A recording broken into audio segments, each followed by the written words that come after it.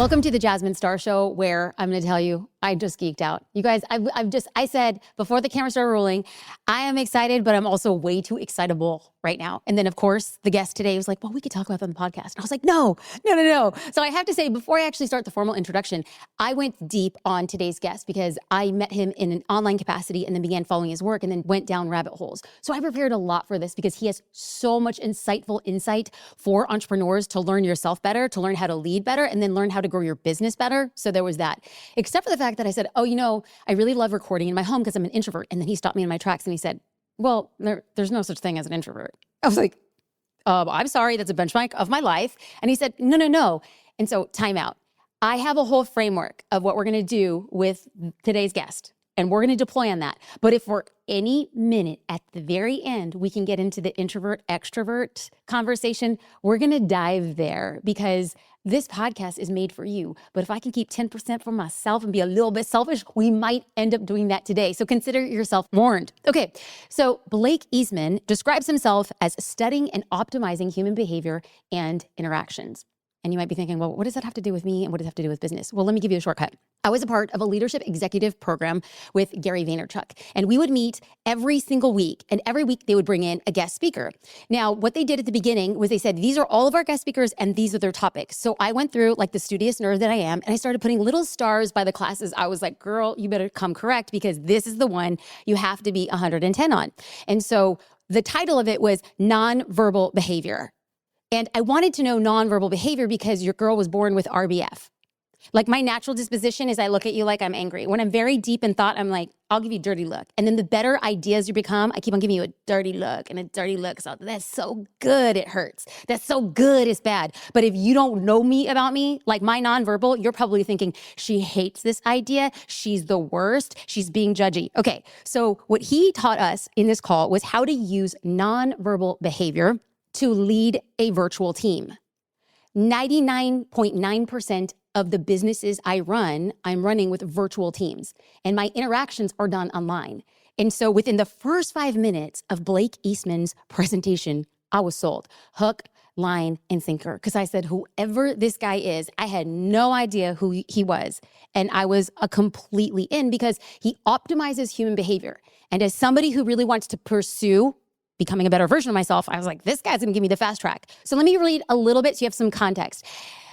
Professor, author, speaker, former professional poker player, and founder of the Nonverbal Group. He's developed proprietary tech, studying nonverbal behaviors, completed thousands of hours of research, consulted with massive companies and organizations like Google. He offers programs and courses in helping people like me and you become better leaders without words. That was a long one. Did I tell you I was excited? Did I tell you I did my homework because I'm actually meeting with the professor? Yes, sir. Welcome to the show, Blake Eastman. Thank you. That was really good. Thank you for being here. I'm so happy. I'm so happy. Thank you for having me. Because I'm dealing with somebody who is, I think, very good. From what I've studied, what I've learned, you're very good at having a thesis, being linear, but you're very, very good at making it very easy to give value. And so I want to say thank you for being here. Now, I am going to break the podcast up into 3 sections, if that's okay with you. Yeah. And then, like always, I come in with a plan, and sometimes the guest is so phenomenal, the plan kind of shifts a little bit. But I want to have 3 main points. Main point number 1, how can entrepreneurs use nonverbal communication to build trust and get more sales? Okay. Point number 2, how can entrepreneurs use nonverbal communication to build stronger teams? Okay. And number 3, when hiring people for your team, what are nonverbal signals that we can look as we're interviewing that build trust? How do I know somebody's embellishing their resume? How do I know if there's somebody is unable to admit that they're fit for the job, but they're already in the interview? Like, what are things that I'm looking for? Okay. Now, do you hear all of this and think that this is 3 separate episodes? Yeah, kind of. I know. Yeah. I said it out loud. I was like, girl, it's like, are you here until next Tuesday? Because we might be here this whole time. How about this? We'll start in and try to hit for sure points 1 and 2. And if we can get to 3, that would be great. And there's overlap. Okay. For sure. So you and I are in an elevator and I ask you, what do you do? What's your response to me? It changes a lot. Okay. So I believe in a more dynamic introduction. So how you introduce yourself is probably one of the most interesting things because it creates a segue for other people to latch onto. So you want your introduction to have sort of like latches. So some people have an introduction, like I feel like a lot of business owners have that standard, like I help X do X to have the life of X, right? Like that's kind of their introduction, which is great for certain constructs. But in an elevator, it might be a little bit outside of the distribution of what people are used to. So I change it up a lot. So so I'm an entrepreneur, I'm a founder, and I really love chatting up business. I ask you, hey, what do you do? I would lean on the business side. So I was like, I actually run a behavioral research company that does large scale studies on human behavior. We work with a lot of big companies. So for example, we analyze your entire team through Zoom channels. So every single Zoom interaction you have, we pull in, use software to analyze it and find problems with team issues and dynamics and help you become a more sort of effective and aligned leader. Okay. And if I introduce myself, I'm like, I'm a wife, mother, I live in Newport Beach, California. I would probably just go immediately after, oh my God, I was just in Newport Beach. I love Newport. And I wouldn't even introduce myself. What's your metric for determining what information you're sending? That was like one was like more of a professional context. The other one was more just like personal. And then I would segue to it. I just believe in being like dynamic as a person. And the more dynamic you are, the better you get in any construct you're in. So for example, like there are people that practice their introduction over and over and over again, and it's incredible. But then they're in a situation where it's like you're now trying to squeeze an introduction into an area where it doesn't make sense relative to the cultural context. I have to interrupt because when you had said, I like to be dynamic, that's a word that I can understand. You know how sometimes when you're talking with your partner, aka like my husband or your wife, and they say something to you and you're like, no.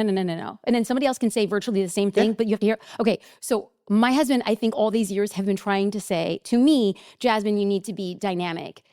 I have one intro. And he's just like, Jasmine, if you're talking to your version of yourself as a mom in an elevator, you don't need to tell people that exact thing. I was like, babe, I've practiced my elevator pitch. I have one. Like, and then I say, well, it's just because I'm awkward and I don't like to make small talk. So I get to the thing that is the main thing. And then I was watching a piece of content from yours that said, you don't really believe in people owning that they're awkward. Or no, you believe, okay, fix me. All awkward is like behavior that doesn't have a context. That's all it is. Oh right? God, that's the story of my life. Yeah, it's just like, but I wouldn't consider you to be on the. So this is how I say it, right? Okay. You're highly socially competent. Okay. You have a high level of energy. Okay. I have not seen any indications once of where you were awkward, and I almost feel like saying you're awkward. It doesn't diminish your credibility, but it diminishes for those who are actually awkward. Because if you're awkward, if I curse, sorry. No, it's you. If you're awkward, then the bar for awkwardness is insane. Then help me rewire the neural pathways. We're going to get to the business questions, but real quick, because I think that there might be people here who don't actually understand. I literally will pre-visualize the hello, the how are you, the making of the small talk, making sure somebody feels welcome, warm. When I feel immediately a dull thing, I say, offer the water. What kind of water? Where are we going? I'm doing that. Like, I literally do those things. And so when people are like, Jasmine, you seem to be in your head. Bro, I live in my head because if not, I'm just like, dead time, awkward. It's not necessarily a bad. All right, so we'll zoom back. So the objective function of everything I do is sort of in a social interaction, we want to increase the amount of value we add. We want to increase the amount of value we extract. But most importantly, we want to minimize the suffering. That's like a big thing. So for example, I could coach someone in minutes to have more energy and be more maybe how society would perceive to be charismatic. Like I could snap out of it to myself and completely change in a bunch of different ways, right? The issue is if coaching somebody to do that is going to increase their amount of day-to-day suffering, it's not an effective strategy. So some people go through life thinking they need to be a certain way, and that certain way might be like really good. It might be great, but the amount of energy that they have to dedicate towards being that person consistently over and over and over is just not fundamentally, it's not worth it. So it really boils back to like where people are suffering and then how to sort of reduce that suffering by still adding and extracting value from social interactions, right? But part of me thinks that like you have a predictive quality to how you think about social interactions. So anybody who's predictive in nature but doesn't suffer about the predictions is going to just be way better in social interactions because you're thinking steps ahead of people. But then it ties back to like whether you're present or not present or trying to dominate or control the situation. I literally feel like this is therapy. It gets so crazy. This is therapy. Yeah. So my husband is always just saying like, can you just be present? Can you be in the moment? And when you had said about being predictive on social interactions, but I'm predictive about everything. Yeah. Like I'm the person who's chessing. You know, people are playing Yeah. checkers and I'm chessing out here, but in all aspects of my life. And so I feel like this is legit therapy. And so before we make this literally Yeah. like optimizing for the Jasmine Star Show, what I want to do is let's make it for people who Yeah. are watching. Unless there's a group of people like me who's not introverted, not awkward, just redefining what it is. Maybe we have a different episode so we focus more on that. But when Blake had said about the idea that we want to minimize suffering, a lot of times when it comes to building our business, we struggle to think that we have to be something or do something. So I want to bring this down to an entrepreneur. And one of the things is, have you ever been on a virtual sales call? You are the consumer. And you're watching this salesperson and you're watching being sold to. Have you ever been in an experience? And I'd love to hear it two ways. What has somebody done in a sales experience that made you say, oh, I'm building trust, likability, confidence. I'm actually happy to kind of make this investment? Or whatever things have you experienced, you're like, this is terrible. Somebody needs to talk to this person and be like, fix it. I mean, so this is interesting. Going back to me, I'm a very straight to the point. So I respect that level of candor. So do I. So it's always worked when people on a sales call. Also, I hate scripts personally. So if I hear, hey, Blake, so thank you so much for coming here today. So I'm going to take you through this 45-minute presentation and we're going to go over it. I'm like, no, like just stop. And I will just like stop. Like, no. Like, does it do these features? Yes, no. Okay, it's not going to work. And be like, thank you so much. I don't want to waste your time or my time. It's just not gonna work for me. Like, so I'm very quick to the punch in that regard. But for me, like the whole process we teach with sales is sort of dynamic aspect. Can you clarify for the listener and viewer who's unfamiliar, when you say we teach sales, give me the context in which So basically, we have this thing called behavioral sales where we analyze like actual sales interactions and we sort of teach people higher level communication skills to know when they're like not interested, disengaged, and like what to do with that. And I have always thought that the higher level sort of sales interactions are more, it's hard for me actually, because it's like scripts do work at scale.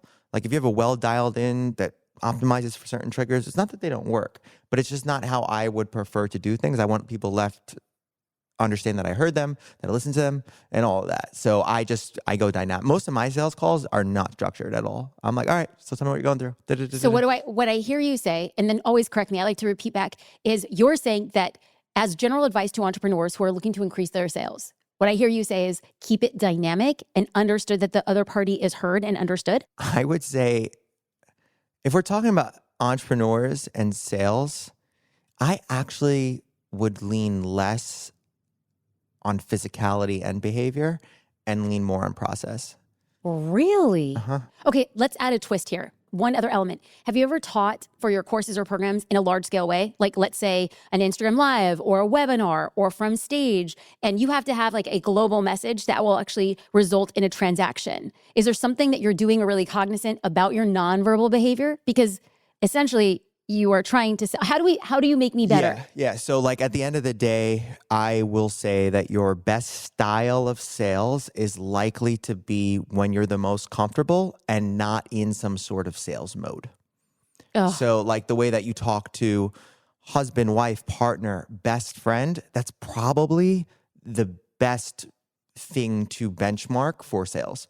Because at the end of the day, like every social construction has these like invisible themes. When you're in a sales call, you know exactly what it is. It's a sales call, right? Mm-hmm. So this is how you got to think about it. This is what I would really do. In your industry, what I would do is understand what all the distribution of the sales calls look like. So for example, like if you're selling a high-end program, like, they might do certain things. Oh, what kind of life you're trying to build, or like, what they're doing. Yes. And you want to do something slightly outside of that distribution of what's working so that you're refreshing and that you're different. And one of the ways to come across refreshing and different is to not to be like, hey, thank you so much for being here today. So I just want to go over to and just not be yourself and be yourself, as opposed to trying to be this like salesy version of yourself. Okay. And I really do believe that like people sort of know when they're being sold to. So I try to I try to always flip it. And it's like, no, I'm not selling. I'm not really directly pushing it. Let's get super practical. I've done one-on-one sales and I have done at scale sales. And I can tell in the moment when I'm on a large scale webinar, tens of thousands of people, I could feel myself in the moment turning on to what I tell like the video crew. I got my sales voice, podcaster, here I come. How do I in the moment?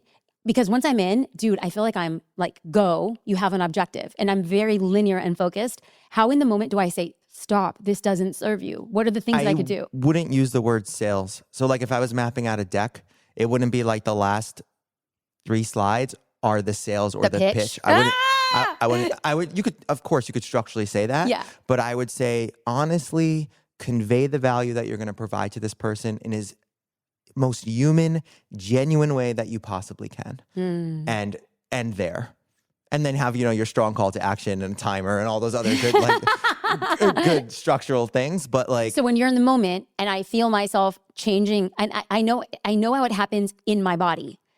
The octave, I become very higher in my voice, and I begin to speak faster. Yeah. When I go into pitch mode, it's higher, speak, go, go, go, go, go, go, go, go, go. Then I get into Q&A, because for me, in the moment of the pitch, I feel like I'm asking, and that rubs against my personality. I want to give, give, give.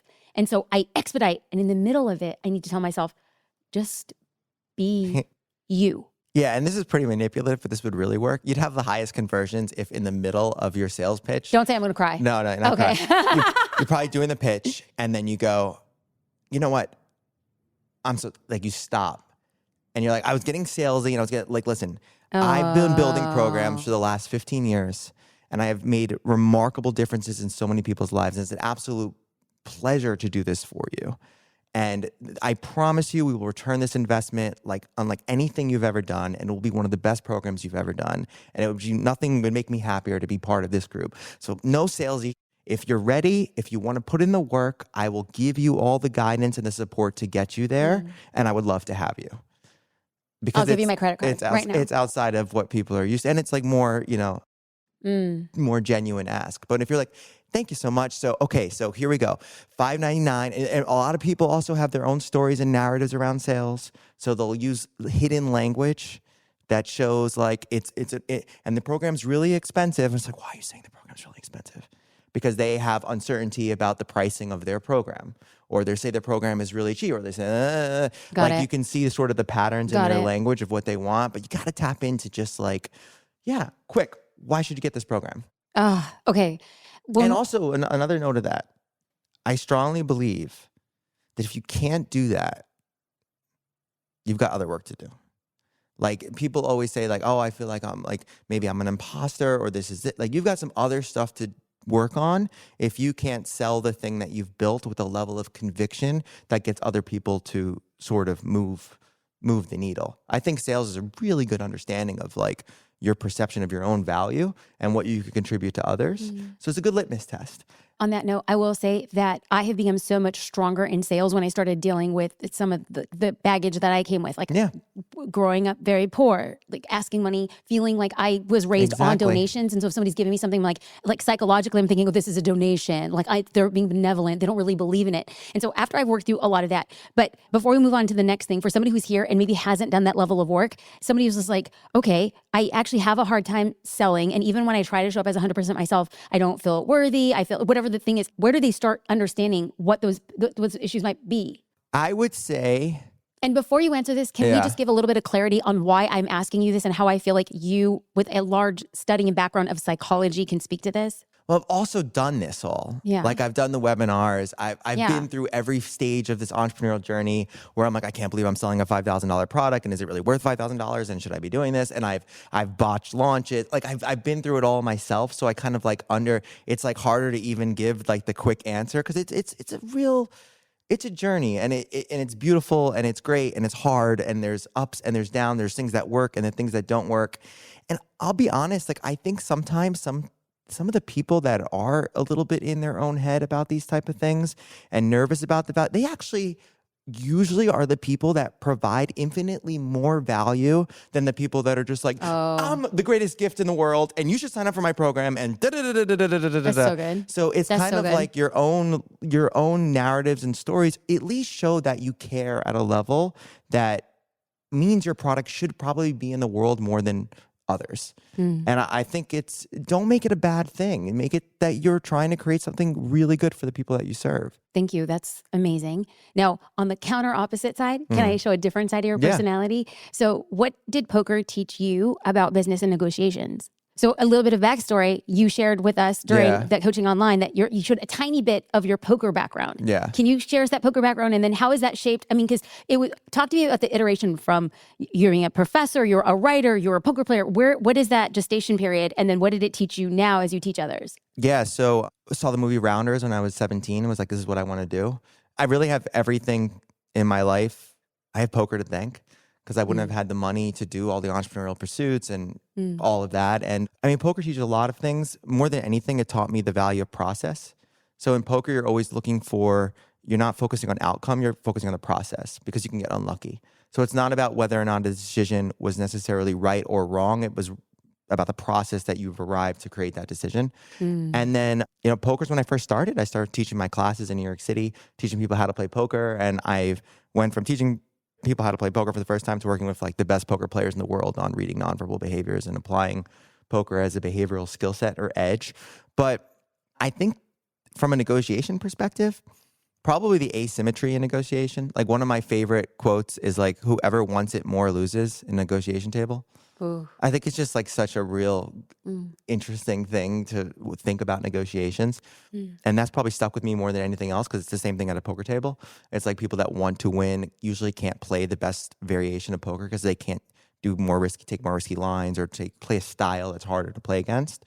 But yeah, poker is it's an incredible, poker is also such an analogy for so many things where the game at its surface is so easy, but the levels of complexity are insane. So it's kind of like this. Like if you met somebody if you looked at somebody's funnel, the things that are going through your head are infinitely like complex. Like, oh, this.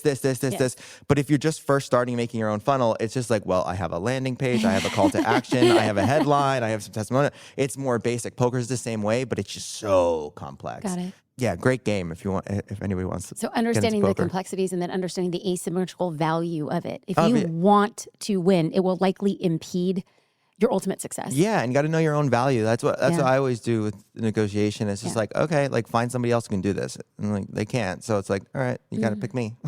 Before we move on to the next topic, I had heard, and if you can correct me if I'm wrong, that you started teaching. So you're teaching poker players how to read nonverbal behavior, and then you crowdsource your first course for teaching people nonverbal behavior?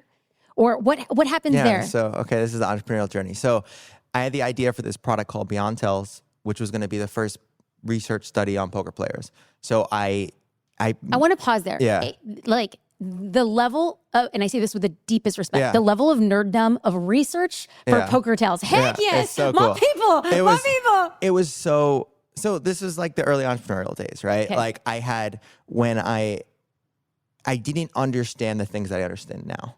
I understand like upselling, any of that, right? Okay. So I had this idea. I didn't have the money for the idea. So I made a landing page and I called Beyond Tells. I said, we're doing this study. The product's gonna be out in 3 months, right? And it was $200 at that time. This was like 14 years ago. Okay. And I got a fair amount of people straight from my YouTube channel to purchase. Okay. They purchased. They became my first customers. That product is in the third version's coming out next year. So the people that crowdfunded it, now it's like $2,000. So I still gave, but when you say crowdfunded, can you explain in terms? like I didn't crowdfund it. I sold the product before I made it. Oh, like got it. everybody Okay, else, okay, like okay, that, okay, right? okay, Like, okay. so, but the problem was I started doing the research and I got so involved that instead of it taking 3 months, it ended up taking 10 years. So we did three studies. I went very hard. I went very deep. It was some of the toughest times in my life. Like, because I didn't know, I was very good at product. I was good at research. I wasn't good at running a business. So I went to millions of dollars of debt and the IRS came after me, like all those fun entrepreneurial stories. But I wouldn't be the person I am today without that level of, like, the reason why I'm good at writing emails is because I needed to eat and pay my rent from writing emails. Ooh. Like, people were like, sit me there, how do you write that email in 20 minutes? Because, well, it didn't take 20 minutes at first. It took, 3 days thinking about each word, and then it just gets easier and easier and easier. I love this. And I do believe that, like, sometimes whoever's in this, if you're in that mode of, like, that pressure on you, Yeah. you don't realize, like, you're developing skill sets now that I promise will serve you if you just keep going 5 years. I wouldn't be able to do what I'm about to do without all of that as a track record or as a background. Ooh, and we're going to get to that. But I remember In 2024, I sat in a room with a group of very successful people, founders, and the person who was facilitating it looked around, who was vastly more successful than all of us combined, and he had said, everybody needs to stop acting like they're rich. He's like, stop acting like you're rich. He's like, do you remember when you actually had to pay your rent based on what it is you were doing? He's like, you did whatever it took, and now you're overthinking and overanalyzing and having the long-term effects. He's like, stop acting like you're rich and write and create and do. And I'm telling you, I left that room like somebody had lit me on fire. I was charred to the core, and I was like, you ain't rich, girl, and you acting like you a billionaire. You're acting like you have so much time and optionality when we don't. I've been there. I've done the same thing. You make some money, you're like, now I need this, That's right. this, and it's all just you hiding out. Ooh. That's really what it, for me at least. Okay, it was all me hiding out. So hiding out for me led me to understand like a deeper and different part of me. And that was when I started to expand the business beyond what I thought was possible. I started building a team. And so because I knew that I prefer to work from home, I'm best solo, I wanted a virtual team.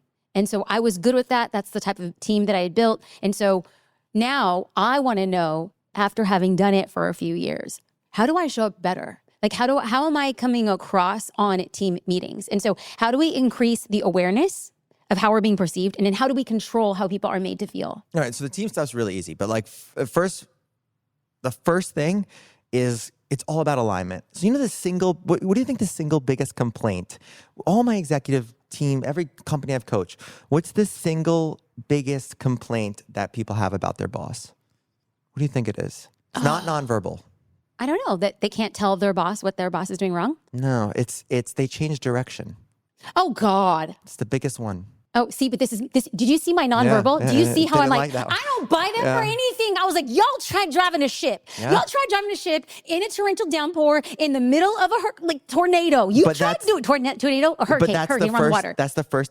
See? Did you see me? Do you see how I... But what you just said is the answer to my question. So the answer to the question for leaders is 100%. To build a good team, your team needs more context than you're giving them. So you can show up however you want, as long as you own the context. Like, people don't like erratic behavior, but if you tell someone, listen, I'm so busy, I've got all these things going on, I'm doing all these podcasts, I don't have time for these like 30-minute meetings, so can we just make it like really short, or like message me in Slack? People understand. Got it. But when you don't give context, you just come across like whatever. And that's what a lot of leaders do, is they don't give context. So, okay, you had your whole team working in this direction, and now you're like, we're not doing that anymore, we're going this direction. Yeah. You could spend 3 to 5 minutes explaining the intricacies of why you made that decision, so that they don't feel like their work has been diminished, or they don't feel like their work has been this. All right. It's not that hard. It's just, you need to over communicate, not under communicate. And then your team will appreciate, love, and most importantly, you'll be aligned. They'll understand you. Okay. Can I give an example, and can you dissect it like a professor, like a case study? Okay. So in January of 2025, we had reestablished our core values. And it took us a lot of time to do this, and a lot of energy and months building into it. And so in January, at the first team meeting, all hands, people come in, and I put together a keynote. I treated this like I was on a keynote on a stage, and I practiced it, and I said, here is our 2025 plan. Here are our new core values. This is what's going to be expected. And I felt excited. I felt nervous. I was like, okay.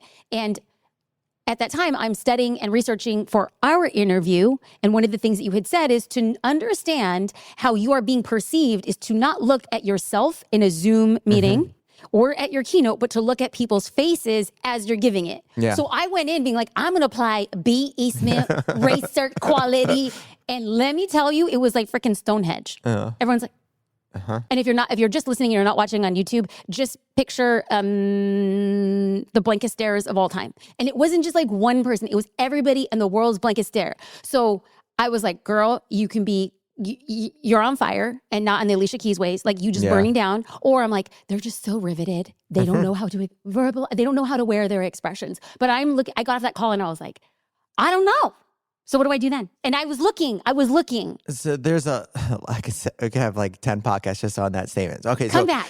First, it's like, 1, taking responsibility for your impact on others. So you have a lot of energy. You're extremely quick. You're extremely intelligent. You're to the point. You're this, you're that. So somebody who feels like, even if you call yourself an introvert, someone that feels like their behavior is more concerned, or if you're predicting ahead of them, they might have a little fear, like going up against what you're saying. Oh, Right? I know. Or fear challenging you, or fear, so that's, yeah. So you have to be able to create fix me. The part, isn't that like the easiest way to contextually fix, the easiest way to, nothing's broken. So I'm big on that. Oh my God. But the easiest. No, but I'm a straight shooter. Just tell me, like, girl, you broken, you a puzzle. Like, the easiest way to say it is like, listen, I know I come across as X, Y, Z, and ABC. Here's what I really need from all of you to do. I need you to push back. I need you to do this, and routinely ask for it. And usually once one or two people start breaking it, then it creates that. But a lot of people that they say that, but they don't want pushback. So be clear if you want pushback, right? No, I do. Yeah. So if you want pushback, no. it's totally fine. So it's like, we need to create an environment where, I'm hearing everybody else's thoughts, because I feel like it's just, no pun intended, Jasmine show, right? Like, I want to be able to make sure you speak. And then you could put in systems. Like, I want everybody to start off with what we can do better. I'm not going to say anything. And just let them go first, and create structures that don't get them sort of concerned. yeah. And then also the whole thing about core values. I mean, I like core principles better than values. Values are hard to scale, in my opinion. So like, I did this, we just did this thing called behavioral core values, where we say, like, let us tell you what your values are. You don't tell me what the values are. So you're going on everybody's website, right? Yeah. And they say, like, we respect everybody's opinion.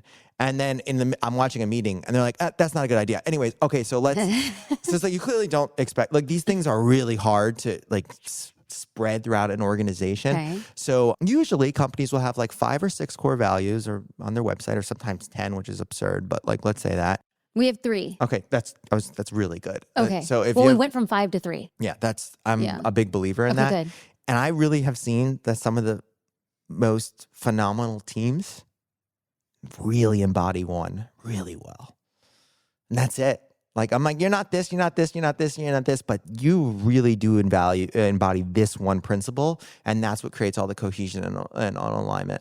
So usually what we do with like organizations is like, all right, yours 3 is great. So if you have 3 core values, what I would do is every quarter would be a focus on one of the core values of integrating it and doing that more. And then like, also for all of you that have like core values out there, you got to show visceral examples of what those core values are. So for example, like one of our like principles is like, we always do the right thing. And like, what does that mean? Always do the right thing. So I have to show all the LinkedIn examples and all the stories of like somebody's mom just died and they have practically no money, and it's 4 months later. Yeah, you could violate our refund policy. No problem for that. Do the right thing. Somebody was, I was once inspired by this one kid that was like fully paralyzed, and he was playing poker, and he was like making jokes with me on email. I was like, what an inspiration, this kid. Give him everything for free.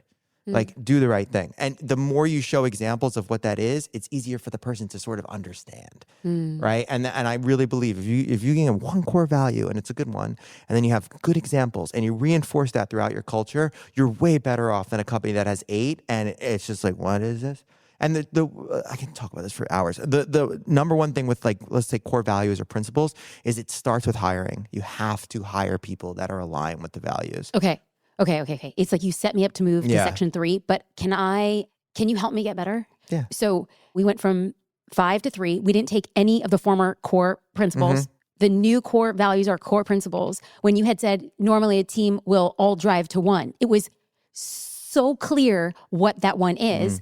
And then if I have 2 that I am going to be, I told the team, we're playing a new game, and there's new levels and there's new expectations. So 2 of the 3, I think everybody on the team has the capacity to achieve and work towards. Time will tell if that is in fact what it is that they embody and behold. But the core value that everybody, beyond a shadow of a doubt, and I say this with so much humility because this team is nothing short of remarkable, powerful. The thing that I've heard the most about the team in 2024, the word that kept on coming up was excellent. Excellence. And I didn't like that word. For me, it just felt too corporate-y. It didn't feel like I can sink my teeth into. A lot of work went into the core value of extraordinary is our baseline. And I could that's the one. This team is extraordinary, but extraordinary with customer service, extraordinary, like doing the right thing, extraordinary with the content, the attention to detail. And so if I know that we have a natural penchant and direction towards that, do I first lean into that one and say, hey, here are more examples, let's do this? Or do I say, hey, we know we got this one, and then we start with the others and focus quarter or month? I mean, we have the very same principle. Ours is like the bell curve. It's called, we say 3 standard deviations to the right. Oh God, tell me. Oh God, tell me. So tell me you work for a smart guy. 3 standard deviations to the right. It's like, if this is what everybody else is doing in a customer service Okay, interaction, hold on. For how is this people different? who are not watching the video. So you have this bell curve distribution, right? And most people fall in the average. And like, as you move to the right or left of the bell curve, it becomes less average. So like, if you go 3 standard deviations to the right and you start moving to the right of the bell curve, it's an experience that person's like, oh, wow, I've never experienced this before. I never experienced a customer service interaction like this before. I never experienced an onboarding like this before. I never experienced. And that's what, so sometimes I'll look at a piece of, so like my Instagram content that I started posting, right? I'm very proud of you. I went, it's like new Blake. So we posted it and we had a conversation about this. I was like, we're in the middle of the bell curve. So our goal over this next thing is to move that to the right side of the bell curve. Now, interesting. This was a problem for me where I was afraid to be seen unless products were all the way on the right side of the bell curve. So you got to still get out there and then start moving it. But I think having that one principle and have everybody reinforce that principle is way better to pick up the like ancillary thing. Like, you have to understand that if that's your core value, and that's what you're really indexing on, you're going to get people that have a commitment to craft. You're going to get people that value their work. Yeah. And those are all the core values that are a byproduct of that major thing. So I think that is perfect. So, and what I hear you say, so I repeat it back, is we start here. Because if we take a focus every month on a core value, or you said every quarter, correct? Yeah. Every quarter. So we would start here. I would positive reinforcement and just more reinforce examples. all of that, and everybody gets everybody will get rewarded. So like somebody just said, well, we should do this, and I was like, amazing idea. Like, I love it. And it's like, doop, a little bit more closer to excellence. Okay. Doop, closer to excellence. Closer to excellence. And you know what I'm going to say in the back of my mind, because I hang out with smart people? 3 deviations to the right, baby. Yeah. 3 deviations to the right. Like, that's my own personal mantra. Okay. So when it comes to attracting a team that will not just embody core values, let's talk about when we're hiring. Because you said it's going to be important for you to have a team. I want to talk about 2 instances where I feel like you have smart language. What I call it is I'm pretty intuitive, or I can read people. But I've been so notoriously wrong during interviews around reading people. And I'm going to give you 2 examples and then you can break it down. So I was hiring for UI, user interface. And our CTO had said, this person's it. So as a general practice, everybody who comes onto the team, they do their final interview with me and with our COO. So we're having this conversation and I thought I was interviewing the wrong person. Hand to heaven, I was like, there's just no way. I'm like, this is wrong. And I'm not going to use this person's gender. So this person was kind of like slouched, very quiet, and would quick nod instead of saying yes. And very simple answers that all ended with a question mark. Where did you go to school? Yeah. University, question mark. And I thought, I got off and I said, there's just no way. So I went to the CTO. I was like, are you sure that this was the right person? He's like, this is the right person. I will come back to say that I trusted him, which was a very good decision. She was one of I said she wasn't going to use her gender. Dang it. Okay. This person, strongest UI. She was so good. She ended up getting poached. I was so wrong with that, Blake. So there's cultural considerations. There's but what do I look for? And then I have somebody else who's bombacious and, I do very well because we say we're straight shooters. Yep. Our cultural norm is radical candor. Like, I don't need a lot of emojis after. I just need you to do what you say and say what you do. And every time you get it, it's going to be a yes. And if I say great job, I really mean great job, but you're not going to get anything more because if you're not doing great job, I'm not going to tell you great job. If you didn't hear it, you know it. It's just that. And so this person's like, oh, I'm a 10 out of 10. This person's sensitive like a wildflower in the rain. I was like, homie, you just wilting right now. I was wrong on both ends of the spectrum. So help me. Yeah, it's really interesting. So it's a byproduct of preference and your own lenses for people. So you're over-indexing social acumen or social effectiveness for being a byproduct of somebody's like work. Ability. Like, I have worked with people that are anxious and awkward and would not know what to do in a room of people and are incredible at what they do. And our society, I mean, this is kind of the pitch for all the stuff that I do. Like, it's almost not fair. Like, our society places so much emphasis on the ability to speak, on the ability to be confident and hold a position and make a choice and all that stuff. But there are a lot of diamonds out there that just aren't good at that. Okay, well, help me. Yeah, like, I mean, that would be, I would literally just put a Post-it note on your laptop and be like, you know, high level of socialization is your preference, Jasmine, exclamation. Just as a way of not sort of diminishing somebody because of the fact that they're not showing up in a way that you like them to show up. And also, So what I hear is it's a me it's thing. you. It's 100% you. Yeah. I mean, like, because think about it. You have a cool process. You trust your COO. Yeah. You've got all this stuff. Yeah. And then they get to you and you're like, there's no way. It's like, now there's a big difference. If you had to interact with this person on a daily level. Facts. Then you can't. Like, I had I was interviewing a EA that I loved on paper. And then when we were talking, she asked me to slow down. She's like, real quick, can you just slow down? I was like, it's not going to work. It's like, I am slowing down so much right now. Like, I'm even slowing down for this podcast. Like, I am extremely quick, right? So, like, sometimes I don't even know what I'm saying. Like, I'm like, what did I just say? Like, The words come out faster than your brain process. Yeah. Oh, I I've struggle. always been like that. Yes. So that's a byproduct of preference. If I have to talk to this person even for 20 minutes every day, that's good. Like, I can take That's it. really good. I can take it, right? So also you have to understand your team. All right, so I'll tell us a quick story. So I was sitting there having my own like movie night, and at like 10:30, my COO at the time, who's now a really good friend, sends me a Slack message, which is like weird and it's long, and I was like, oh, like what did I do? And basically we had a meeting and I like came in and I like bulldogged my way and I kind of diminished her in the meeting. And she's like, listen, it's very difficult. Like, you're very quick on your feet. I'm a better writer. I need to think my thoughts out. I need to get better at that. He's like, I'm never going to compete with you in those settings. And you basically just diminished my authority in front of my entire team. And I was like, fuck, I'm so sorry. You're 100% right. Here's what we'll do. Let's switch to what your optimal channel of communication is. She's like, what do you mean? I was like, just write everything.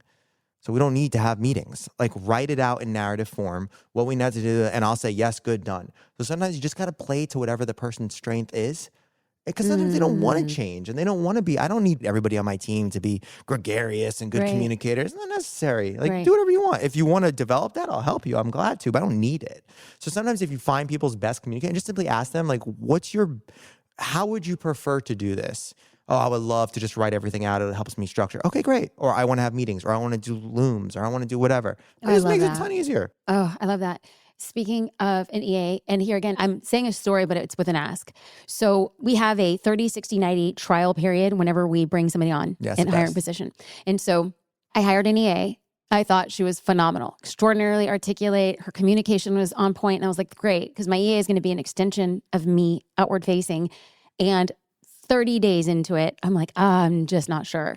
So he said, okay, here's clear benchmarks to get us to day 60. So we have our check-in around day 65. And honest to God, I'm showing up, and our COO was on the call because I told her, I'm like, hey, I don't think this is going to work. It's very clear it's not going to work.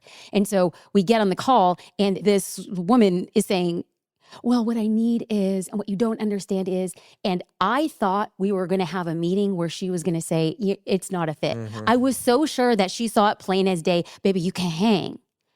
And it was, well, and as she's going, I'm pretty sure my nonverbal communication was subpar. Yeah. So much so that in a private Zoom message, the COO says, fix your face. And I was like, whoa, oh. I was in such a state of disbelief that I couldn't help but I was like, are we going to do this right now? In those moments, how do I actually channel or divert my nonverbal communication? Well, in that example, it didn't really even matter, right? Oh, right. Like, in that example, it's almost like, okay, I guess this is like another podcast. So facial awareness is a whole thing, right? Like, people's awareness of what they look like on their face. So right there in that moment, you lacked facial awareness. You didn't, but the truth was, it sounded like what I'm hearing is that the sentiment of your face was actually in alignment with what you were thinking. Oh, yeah. So you were 100% aligned. The problem is when it's mismatched. So the problem is when it's like, I kind of disagree with what you're saying, just a little bit. And I'm like, what? But I just slightly disagree. And it looks like I really strongly disagree. Or when I'm really interested in everything you're saying and I'm like, you just had 100% alignment. I don't see anything wrong with that. And like, for my team, I mean, this is a preference and this is a style. I lead, everybody that works for me, some people say it's good, but it's like family. Like, that's just how I do things. Okay. I talk in a way that will, definitely get me canceled if some of these things gets out. And I just am because I don't know how to I don't want to have any friction for how I show up in front of a large group of people.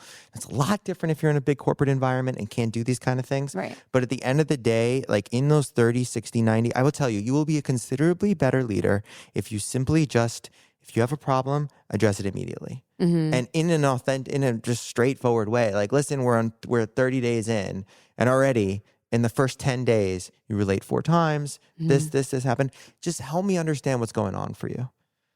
Like, just what's going on. And sometimes people say, listen, I want to bring this up, and it's some crazy they're dealing with. Like, totally got you. Don't worry. Let's restart in 10 days. Da, da, da, da. And sometimes they go, what are you talking about? And just right then and there, it's like, you're done. So people I've seen a lot of people. I've coached with, oh, we're quick to hire and quick to fire. No, you're not.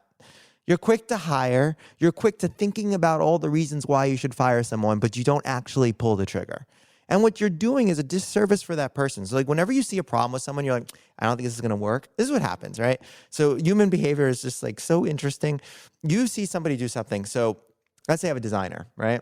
And I tell them, so my team, I don't like, this was an actual real story. So I don't like rounded buttons. They piss me off. I like square buttons and maybe 1 to 2 pixel radius on the thing. I got it. Right? I got it. Speak my language. And like, I said this like 3 times and they're like, it was a joke. So they laid out this comp and every button was like a full circle. Okay. Right. And then I look and I'm like, I go like that. I'm like, what? And they all started laughing and they reverted the change. And I told them, I was like, let me explain to you why I'm so weird about these things.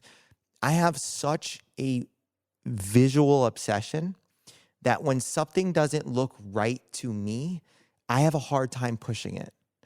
So like a sales page or something that has like errors and stuff like that. And I had to get over that because it was becoming a real problem. Like, I'm like, this should be 13 bold, not 12, or use this font or not that font. But once I explain the context, they're like, okay, I get why you're a weirdo. Totally. Like, we got you. Like, we understand. And then I give them permission. Like, you were allowed to spend an extra 5 hours making this landing page visually perfect on every browser. I have no problem with that. You're allowed to spend 50 hours. Like, that's the kind of thing I'm looking for, and I'll reward. So don't send me and the more you have that discussion, the easier. But then when I have somebody that I hire and in the first week I say all this, they don't do it on day 7. I'm like, listen, I said all these things to you. You didn't seem to do that. I'm just trying to get the source why. And they go, well, it just doesn't go with it didn't feel right. I'm like, okay, they don't get that this is my company, that you're creative and I respect what you're doing, but I'm intimately involved in this. It's like, you need to work with somebody that's like, I don't care about design, just get it done. Right. And I'll have that conversation with them. And I'm like, this is going to be a lot of friction because at the end of the day, I like your creativity, but I want it my way. So if you're okay with that, let's keep going. But if you're going to have to keep pushing back, this isn't going to work. And they go, it's going to be hard for me. I'm like, okay, great. So I have some friends that I think you'd be great for, but you're not going to be good here. Just done. Instead of, why the hell? I told them I wanted to use black and they used gray and da-da-da-da-da. Just avoid all the suffering just by being straight and clear with people.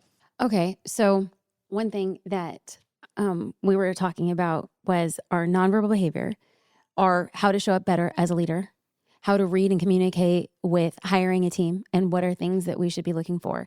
But what I hear you say, if I am on an interview and I have a strong preference towards something, and if I now have my Post-it note, I'm going to follow your advice, like just my preference is not an indication of somebody's ability to succeed. Yep. So if then I know that, what can I look for?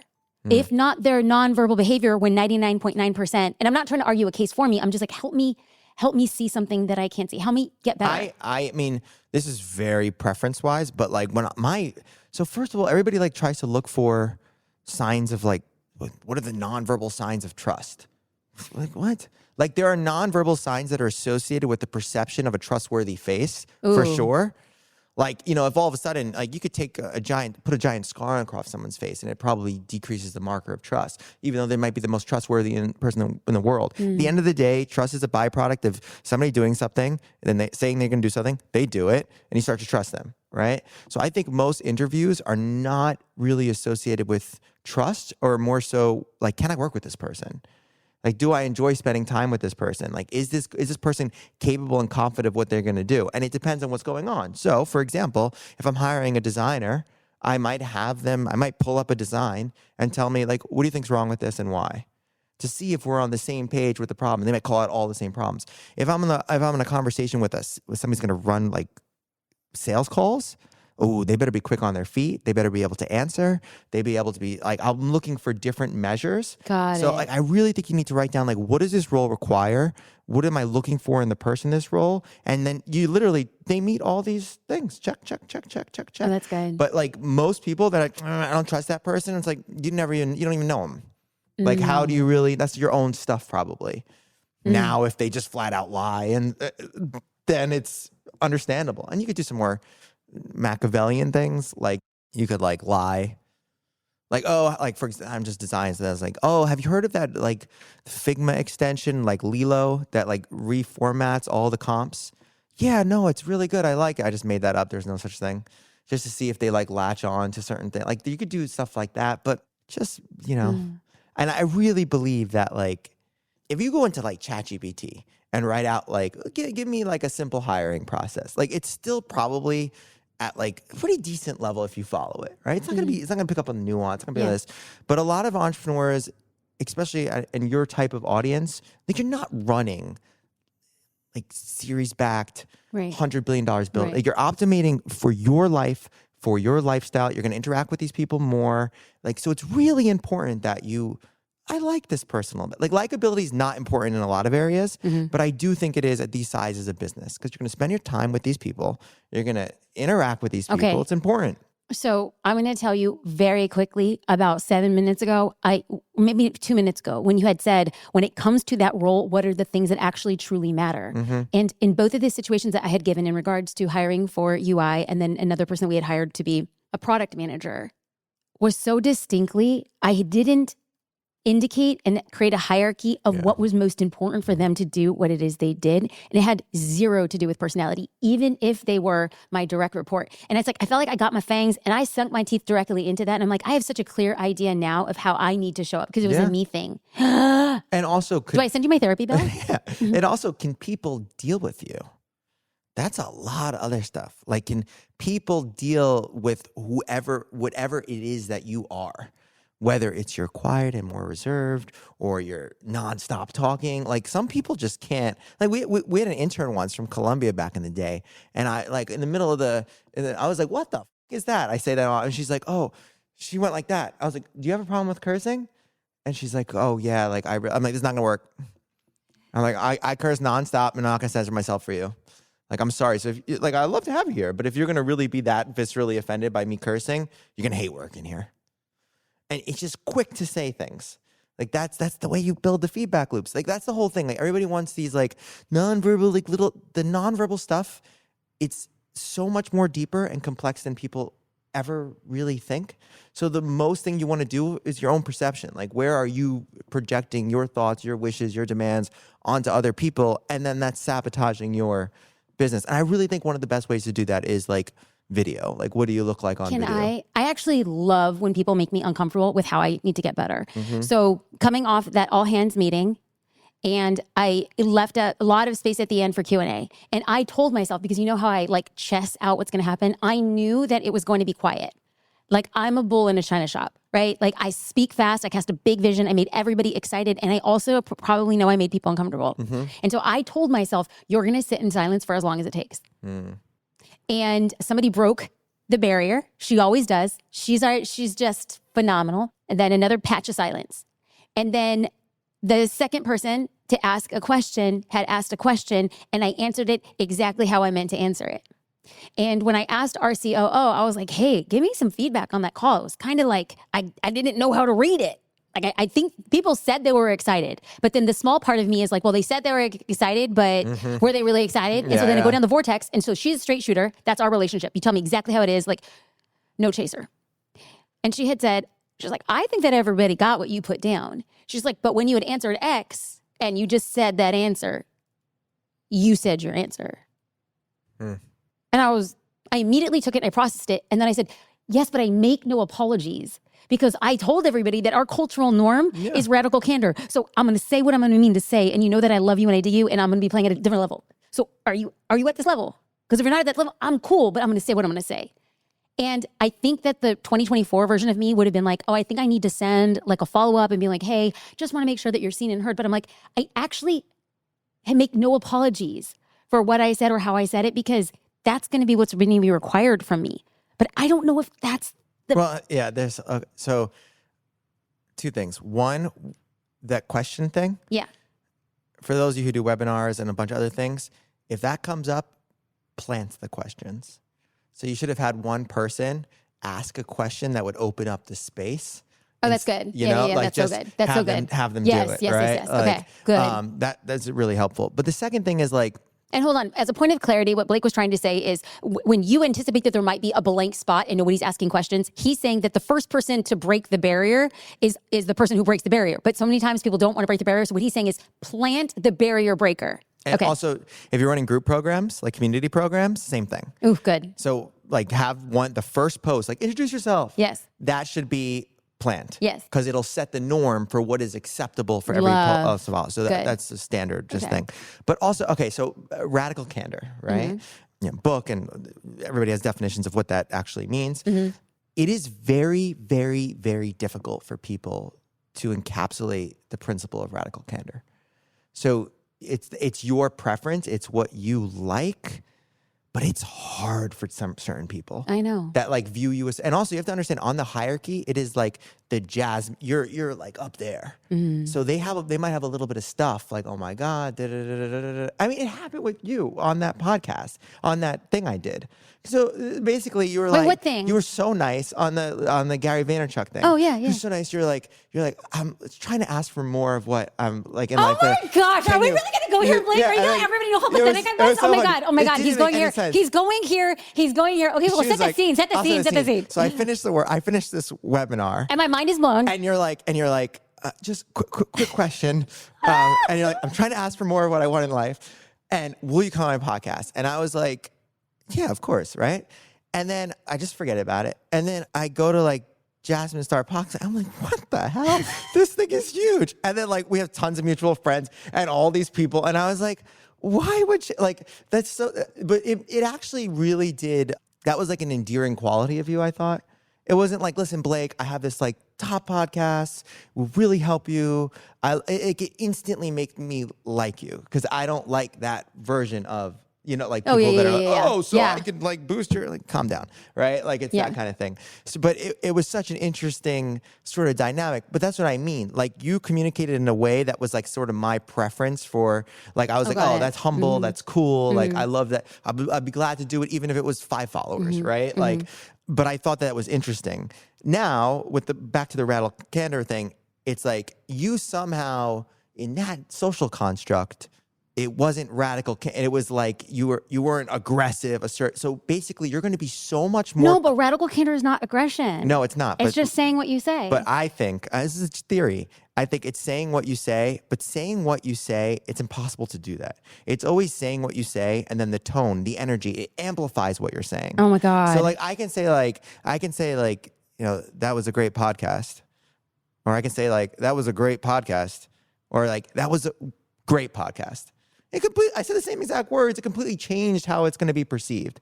So what's likely to happen is when you're with your team and you own a company, you're probably going to feel the most safe, the highest level of authority, the highest level of all the things that you would normally feel in other days. So that radical candor might have a little edge to it. It might be like, you know, this is me, this is what's going on. And you got to understand that some very effective, high-performing people, they can't deal with that. You're also extremely quick.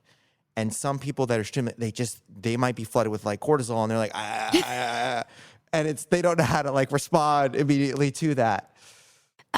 Blake freaking Eastman. Okay, so I'm going to tell you what we're going to do. It's a rabbit hole, you know? What we're going to do. Yeah. I'm clipping that part of the podcast, and I am starting a team meeting. I have team members here on this recording day, and I'm not so casually looking over at them. And listen, I have enough self-awareness to know that like when somebody's like, girl, you drunk at the bar, I'm drunk at the bar, right? So I'm going to clip this, and my word is I will show the clip to the team. And then when you say that was a great podcast, that was a great podcast. That was a great podcast. Yeah. You know what I hear, Blake? Because I'm so linear, he thought it was great. Right. And so when I say, you're doing a great job, I have to and so it takes so much energy for me to like, who am I dealing with? Hey, look at me. Yeah. Look at me. Yeah. You're doing phenomenal.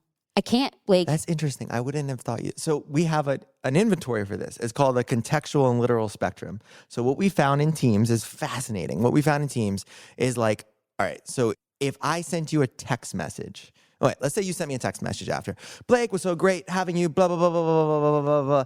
Let's get together with your wife and my husband for dinner sometime, right? And I just went, okay. Would you see okay as, okay, he wants to go to dinner? Yeah. So you don't have anything about that? I would like, well, this is what I would do. Yeah. Be like, let me know who to contact or if I should follow up. Okay. I'm just asking, like, how do I play your game? So this was interesting. So you're probably more on the literal side of the spectrum, 100%. right? So we have to understand is when you have literals and contextuals on the same team, see, I the can't. friction's insane. I can't. Is this how, like, is this the, like, Myers-Briggs, INTJ? Like, literal, like, thinkers and feelers? I can't, dude, I'm telling you, I have a hard time with feelers. Feelers and we're like oil and water, brother. No, just think of it as contextual and literal. So literals are not adding more information to messages. Contextuals are projecting their own meaning onto messages. And I tell people on the team, I was like, when I tell you one thing, I mean that one thing. There's no other story. If you need more pieces, I'm an open book. Ask me anything. I will tell you. You have to drill that into people, right? So I'm contextual. So my team, there was a rule for a while. Now it's not. You cannot give me a one-word answer. So if somebody on my team says yes, I'll go, are they mad at me? Oh. Like, is this something I said? Is this something I do? Like, I'm always solving these puzzles. So I have to say, no, it's yes emoji. It's yes thumbs up. And if there's, and also like, it's cool. When you're a founder, you could do your own stuff. So I have like this rule, like if you're in my space and something's wrong, you have to tell me because I'm like a hawk. So like if you had a fight with your husband or your wife or partner or whatever, and you're on a meeting and you're just like this and you're not your normal self, you better text me or call me right before saying, hey, Blake, and I'll coach you through that. But do not come into the office like upset or bringing that back because I'll be like, oh my God, like, what is it? Is it me? That was my own thing now I'm better. But back in the day, I used to take on, my friend Mike Brown had a quote, you have a responsibility to your people, not for them. I always felt responsible for my team. Ooh. Their livelihood, their happiness, their success, their this. And I took it personally when they weren't living their best life. I thought it was my fault. So so for me, somebody's like just being literal. Oh, that's causing a lot of suffering. Because I worked you to death last week and I said, hey, did you enjoy your vacation? And you just said yes. And they go, no, I really did. It was amazing. I was like, yeah, but when you said yes, I heard yes, it wasn't long enough. It wasn't long enough, and I don't like working for you. And So what you find is there's a lot of people out there that are contextual, and I mean, I guess. But here's what I'll say. You're doing the right thing. Here's what I'll say. You're doing the right thing. I will tell people. As long as you're telling people. I will tell people. But what I take away as good isn't good, I must be extraordinary with this team, is that I have to say it again and again and again and again and again. Well, you just, the most effective way is just find out. Like, I could send you some questions. Find out who's who. And then who, that's what I do. No, I know. I can tell you right now. Yeah. No questions. I can tell you right now. But make me better. I know there's people I know that there are, and I refuse to take the energy to say, like, how do I need to change? Because if I've told you, and see, this is why it's like how I have a husband. The world should be happy I met him when I was 17. Because there's no way somebody's come up to me. I'm like, I am literally like, this is the organization and this is how I run. So I'm not gonna come to be like, how do you best communicate? Because I'll say, I'm an open book. I am down for you. I'll throw myself in a freaking bus in front of you. No, ask me what you need. I think that's totally fine. No. You just have to, I have no problem with that. One, you just have to take responsibility. It might be causing some suffering for the people that don't adhere to that. Okay, we're clipping this part too. Yeah. And then two, I mean, you're going to clip this part, but like, you got to gut the people that aren't on. Well, now I can't show that part because then they're going to be like, everyone's going to be like, hey, Jasmine. No, but it's just honest to God truth. Like you're allowed to create the construct of a company however the hell you want to create it.